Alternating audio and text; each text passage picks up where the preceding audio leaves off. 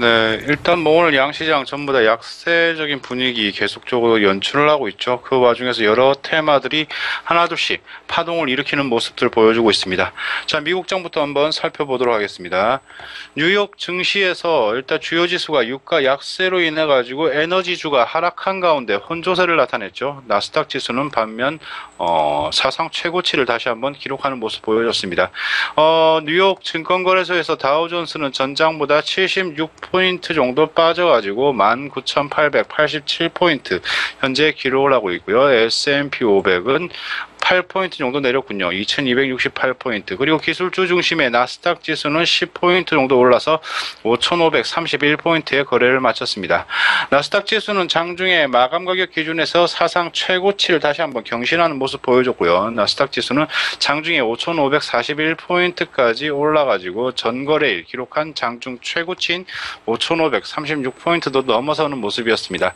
이날 다우지수 그리고 S&P 500 지수는 하락세로 출발을 해가지고 내림세를 계속적으로 이어갔지만 나스닥 지수는 장 초반부터 상승세를 나타냈죠. 유가 급락에 따른 에너지주 약세 그리고 다우 지수, S&P 500 지수에 부담이 됐지만 애플 등 일부 기술주 강세가 나스닥 지수를 끌어올리는 그런 모습이었습니다. 업종별로는 에너지 업종이 1.4%가량 하락하면서 가장 큰 하락폭을 기록을 했고요. 유틸리티, 통신도 1.3 그리고 1.1% 내렸네요. 이외에 소비와 금융, 산업, 부동산이 하락세를 보인 반면에 헬스케어 소재, 기술은 오름세를 나타냈습니다. 다우지수 구성 종목 중에서는 일단 엑손모빌이 1.6% 하락을 했고 애플은 0.9% 정도 올랐군요. 이날 시장은 유가 움직임 그리고 여전히 기대감을 가지고 하게 있는 연방준비제도 위원들의 연설 등을 주목을 했습니다. 투자자들이 연준위원들이 앞으로 경제, 기준금리 인상 경로에 대한 어떤 발언을 내놓을지 촉각을 곤두세웠죠. 샌프란시스코 연방준비은행 총재는 현재는 재정정책을 통해 가지고 경기 부양에 나설 때가 아니다라고 말을 했고요. 샌프란시스코 총재는 영국 경제 일간지죠.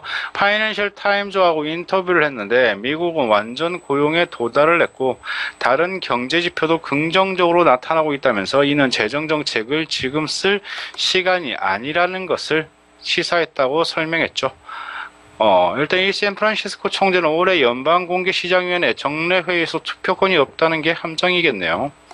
자, 아무튼 보스턴 연방은행 총재는 통화정책 정상화가 빨라질 필요가 있다면서 물가가 연준이 원하는 수준으로 접근하기 시작했다고 진단을 했습니다.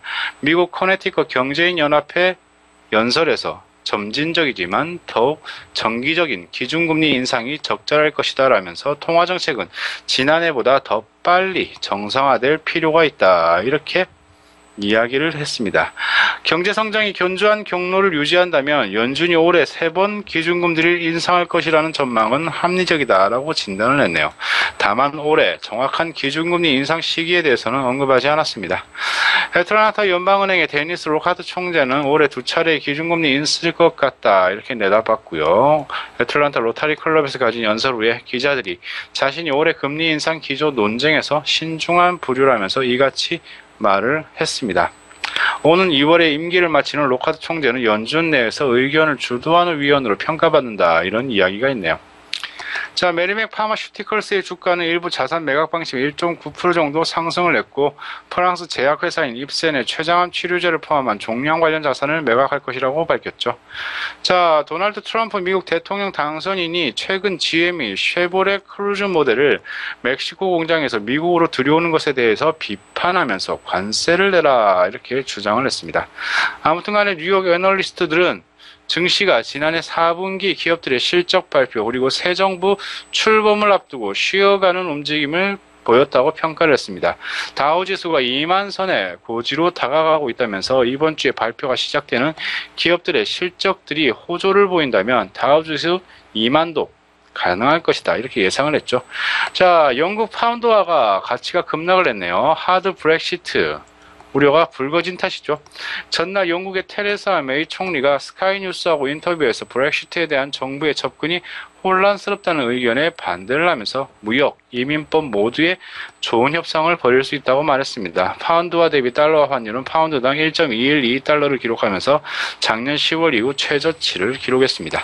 자, 연방기금 시카고 상품거래소에 따르면 연방기금 금리 선물 시장이 오는 5월, 6월 25베이시스 포인트 기준금리 인상 가능성을 32.7%, 46.5%로 반영을 했네요.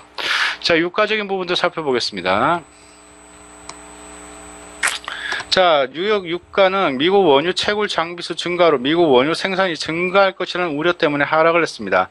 뉴욕 상업거래소에서 2월물 서부 텍사스 원유 WTI 가격이 전거래일보다 배럴당 2.03달러 하락한 51.96달러에 맞췄죠. 유가는 지난달 16일 이후에 최저치를 보여줬습니다.